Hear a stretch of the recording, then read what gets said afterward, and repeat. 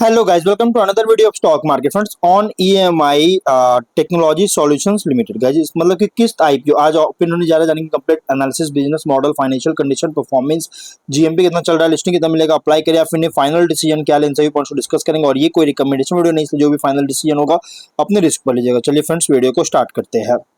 तो guys IPO 30 अप्रैल open हुआ हो रहा है आज के दिन। 5 मई को क्लोज किया जाएगा। 3 डे आईपीओ है और 8 मई का लिस्टिंग डेट रखा गया है, जो कि ₹1 फेस वैल्यू 162 टू ₹171 पर शेयर की प्राइस बैंड।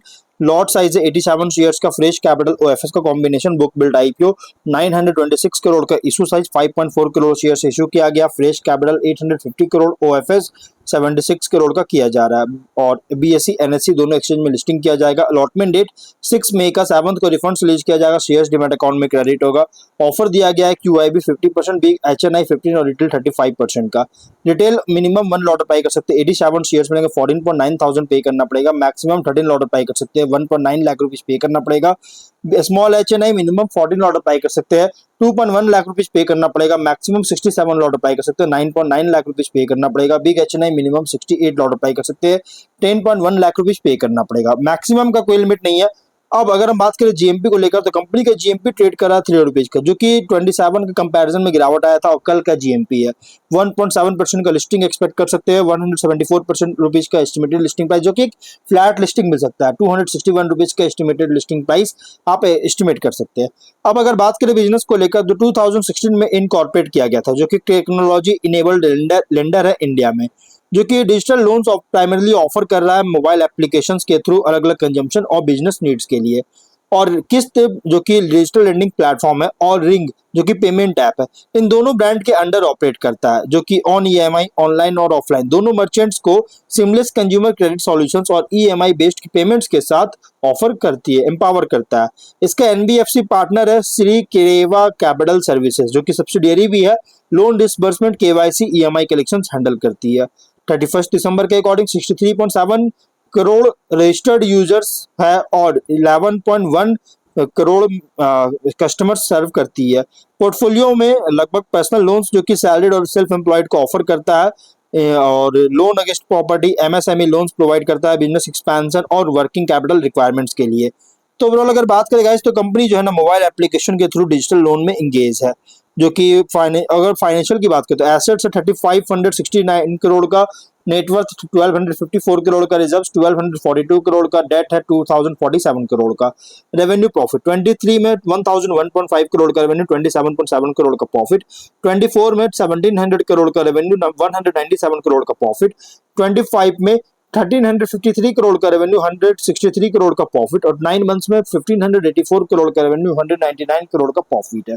फाइनेंशियल अगर देखा है, 24 तक कंपनी का बहुत ही शानदार ग्रोथ किया, बट 25 में टॉप एंड बॉटम लाइन में डी ग्रोथ देखने को मिला, मतलब कि डाउनफॉल देखने को मिला है।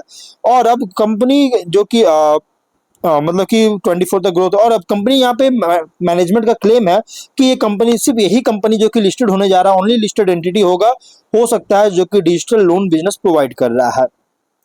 और अगर हम बात करें इस कंपनी का ऑब्जेक्टिव का, तो कंपनी जो है कैपिटल बेस ऑगमेंट करना चाहता है सब्सिडियरी श्री क्रेवा में, जिससे फ्यूचर कैपिटल रिक्वायरमेंट को मीट कर सके, और जनरल कॉर्पोरेट पर्पस के लिए फंडिंग चाहती है। रेशियोज में आरओई है 23.5, RO NW 21.2, debt equity 1.6 time का, पीवी है 1 टाइम, पीई रेशियो 12.6 टाइम का। Promoter holding pre issue 32.3%, post issue 23.3%। Company के प्रोमोटर रणवीर सिंह और कृष्णन विश्वनाथन इसके प्रोमोटर है। तो गाइस कंपनी का देखिए अराउंड इसके लैंडिंग का अराउंड 94% अनसिक्योर्ड होता है, जो कि एक मेजर रिस्क है बहुत ज्यादा। इसका लिटिगेशन अराउंड 1790 करोड़ का अराउंड पहुंच चुका है, जो कि कंसर्न रेज करने वाली बात है। और प्राइस बैंड अगर बात करें, तो इसके रिसेंट फाइनेंशियल डेटा के अकॉर्डिंग प्राइस बैंड जो रखा गया, फुल्ली प्राइस रखी गई है।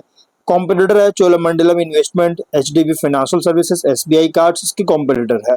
और अगर हम बात करें स्वॉट एनालिसिस का, तो स्ट्रेंथ अगर देखा जाए तो digital lending and fintech sector में ऑपरेट करता है, जो कि इंस्टेंट क्रेडिट सॉल्यूशंस ऑफर करता है मोबाइल प्लेटफॉर्म के थ्रू। वेल नोन प्लेटफॉर्म जो कि रन करता है, जिससे personal loans, consumer EMI financing और merchant led credit solutions offer कर रही है। End to end digital lending capability है, जिसमें include onboarding, underwriting and disbursement collections, और लार्ज यूजर बेस और स्ट्रॉन्ग कस्टमर इंगेजमेंट है, जिससे स्केलेबिलिटी को सपोर्ट करता है।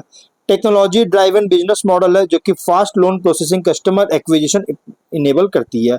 और स्ट्रॉन्ग ग्रोथ है, पोटेंशियल है, क्योंकि डिजिटल क्रेडिट और फाइनेंशियल इंक्लूजन के लिए डिमांड राइज हो रहा है इसके वजह से। और वीकनेस की बात करें तो एक्सपोजर बहुत ही हाई है अनसिक्योर्ड लैंडिंग के तरफ, जिससे क्रेडिट रिस्क इंक्रीज हो रहा है। बिजनेस सेंसिटिव है रेगुलेटरी चेंजेस के ऊपर को लेकर, अगर डिजिटल लैंडिंग एनबीएफसी नॉर्म्स में होता है तो प्रॉफिटेबिलिटी भी फ्लक्चुएट कर सकता है, क्योंकि लोन डिफॉल्ट्स के लेकर प्रोविजन होने के कारण। कंटिन्यूअस कैपिटल फंडिंग पर डिपेंडेंस है लोन बुक को ग्रो करने के लिए। बैंक्स, एनबीएफसी, फिनटेक प्लेयर्स का से कंपटीशन बहुत ज्यादा, जिससे प्राइसिंग पावर को लिमिट कर रही है। और अपॉर्चुनिटीज की बात करेंगे तो digital lending, BNPL, consumer finance का इंडिया में रैपिड ग्रोथ देखने को मिल रहा है। स्मार्टफोन्स, डिजिटल पेमेंट का पेनिट्रेशन बहुत तेजी से इंक्रीज कर रहा है, जिससे यूजर ग्रोथ को सपोर्ट करता है। न्यू फाइनेंशियल प्रोडक्ट्स जैसे credit cards, insurance, wealth solutions में एक्सपैंड कर रही है। मर्चेंट्स और ई कॉमर्स प्लेटफॉर्म्स के साथ पार्टनरशिप किया है, जिससे लोन डिस्बर्समेंट को इंक्रीज कर सकता है। एआई डेटा एनालिटिक्स का यूज करता है, जिससे क्रेडिट अंडरराइटिंग और को इम्प्रूव और डिफॉल्ट को रिड्यूस कर सकती है। लेकिन थ्रेट की बात करेंगे तो रेगुलेटरी टाइटनिंग अगर होता है फिनटेक और डिजिटल लैंडिंग सेक्टर में तो ग्रोथ को इम्पैक्ट कर सकता है। एनपीएज या फिर क्रेडिट डिफॉल्ट्स का राइज होना अब फाइनेंशियल परफॉर्मेंस को अफेक्ट कर सकता है। और स्ट्रॉन्ग कंपटीशन है large fintech companies, banks, NBFC से। इकोनॉमिक स्लो डाउन अगर होता है तो बोरोवर रिपेमेंट कैपेसिटी को रिड्यूस कर सकता है। Data privacy, cyber security risk है डिजिटल प्लेटफॉर्म्स में। पीयर कॉन्टेक्स्ट अगर करें तो ट्रेडिशनल बैंक से कंपेयर करें तो ये कंपनी ऑपरेट कर रहा है as a technology driven digital lending, जो कि फोकस है क्विक क्रेडिट डिलीवरी पर। अदर फिनटेक लेंडर से कंपेयर करें तो user based platform efficiency, loan disbursement speed और कस्टमर एक्सपीरियंस पर कम्पीट करता है। इन्वेस्टर के लिए आईपी रिप्रेजेंट कर रहा है high growth fintech and digital lending play, जहां ग्रोथ डिपेंड करता है credit demand, risk management, regulatory environment पर। तो ओवरऑल अगर बात करते हैं आईपीओ जो ना pure long term, medium to long term IPO, और थोड़ा रिस्की है, बट हाँ pure long term, medium to long term IPO से जो भी फाइनल डिसीजन लीजिएगा अपने रिस्क पर लीजिएगा। चलिए फ्रेंड्स, वीडियो कहीं पर एंड करते हैं। अगर कोई डाउट है कमेंट बॉक्स में पूछे। मिलते हैं नेक्स्ट वीडियो में। बाय।